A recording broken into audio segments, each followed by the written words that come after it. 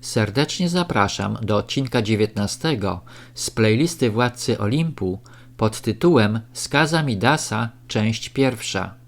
W poprzednim odcinku 18, Farbowany list, część druga, opowiedziałem o paru istotnych szczegółach z biografii pułkownika Adama Koca. W tym odcinku będę kontynuował analizę życiorysu Adama Koca, ale z zupełnie innej perspektywy.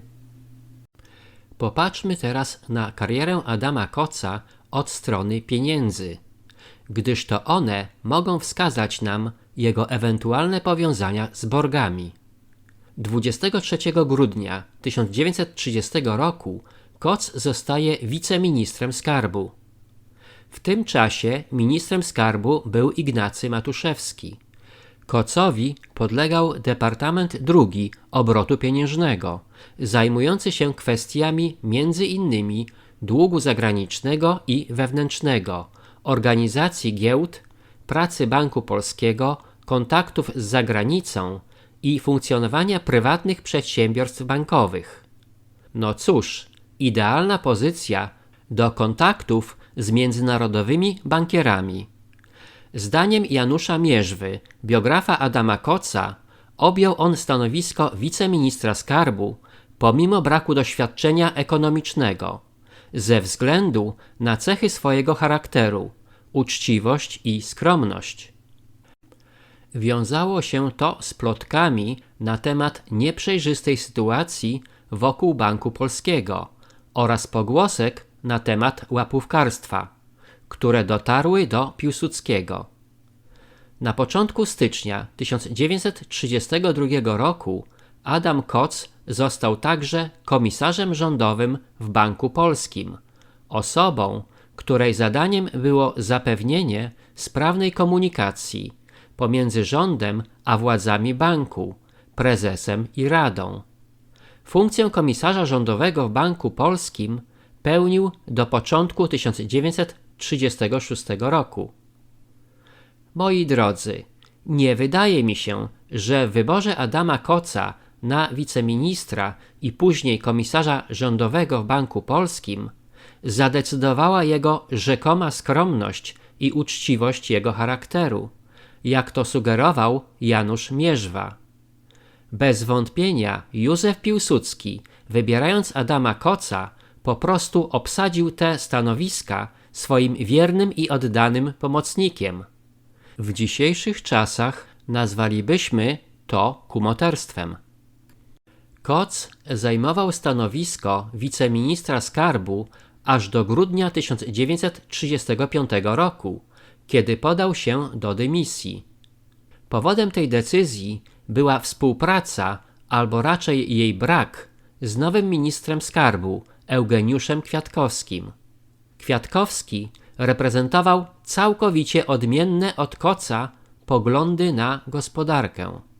W tym momencie wydawałoby się, że nadzwyczajna kariera Adama Koca zakończyła się, gdyż 12 maja 1935 roku w Warszawie zmarł jego wszechobecny opiekun i protektor, czyli Józef Piłsudski.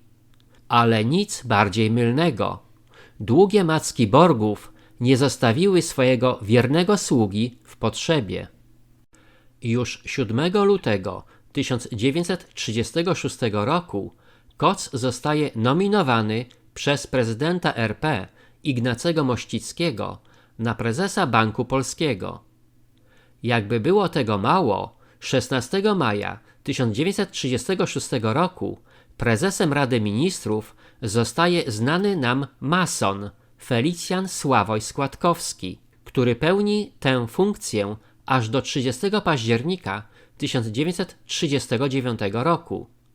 Ekipa borgów jest w komplecie, związana nierozerwalną masońską liną. Koc prezesem Banku Polskiego, a jego nowy protektor Składkowski prezesem Rady Ministrów. Nie można było wymyślić lepszej sytuacji dla międzynarodowych lichwiarzy. I dopiero teraz zaczyna się prawdziwy wyścig po kasę. W tym momencie chciałbym powiedzieć parę słów o postaci Eugeniusza Kwiatkowskiego, który od października 1935 roku do 30 września 1939 roku pełnił funkcję wicepremiera i ministra skarbu. Kwiatkowski kierował opracowaniem 4-letniego planu inwestycyjnego przewidującego rozbudowę infrastruktury, zwiększenie potencjału obronnego kraju, przygotowanie fundamentów dla przyszłej rozbudowy przemysłu. To on był inicjatorem budowy portu i miasta w Gdyni. Kwiatkowski przyczynił się również do powstania Stalowej Woli oraz wniósł wkład w rozwój polskiego przemysłu chemicznego, zakładów azotowych w Chorzowie i Tarnowie. Przyjaciel jego rodziny, Jan Nowak-Jeziorański, pisał o nim tak: przeszedł Kwiatkowski do historii jako twórca Gdyni, ale określenie to znacznie zawęża jego rolę.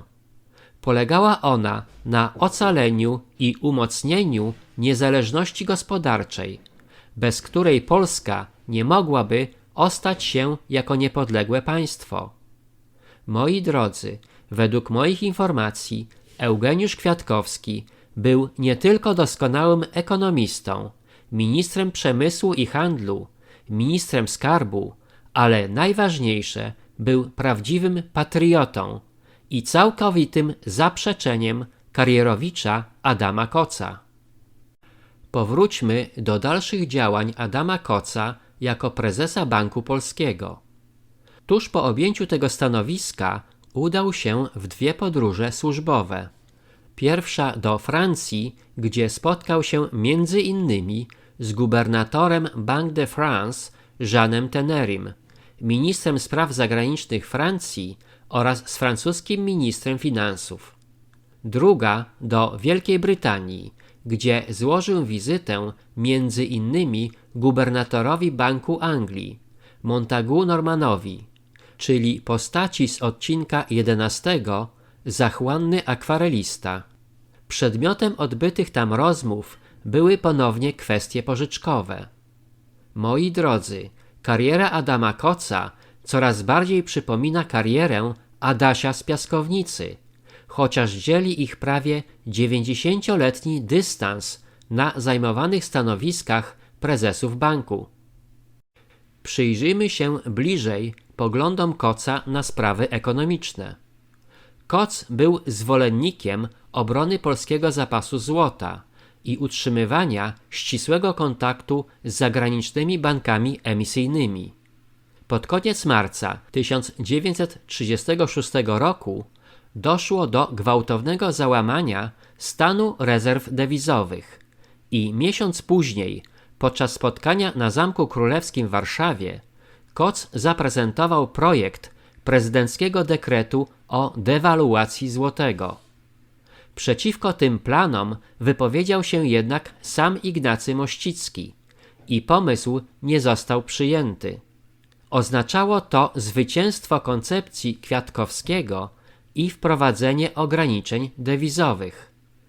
Moi drodzy, to co zaprezentował Adam Koc, to nic innego jak uruchamianie inflacji za pomocą dekretu, czyli bezpośrednie okradanie obywateli firmowane przez rząd. W czasach współczesnych Adaś robi to uruchamiając drukarki i celowo opóźniając podnoszenie stóp procentowych, mogących wyhamować procesy inflacyjne. No cóż, to tylko drobna różnica w technice, ale efekt jest ten sam.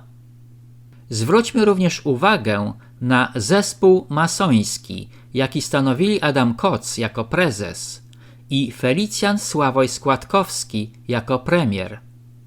Toż to kopiuj wklej obraz naszego współczesnego duetu Adasia i Mateuszka z Piaskownicy po 87 latach. Jak zareagował Koc na porażkę koncepcji dewaluacji złotego, korzystnej wyłącznie dla międzynarodowej lichwy? Otóż 27 kwietnia 1936 roku podał się do dymisji ze stanowiska prezesa Banku Polskiego. Czyżby kariera w sferze pieniądza skończyła się dla Adama Koca? Niestety nie.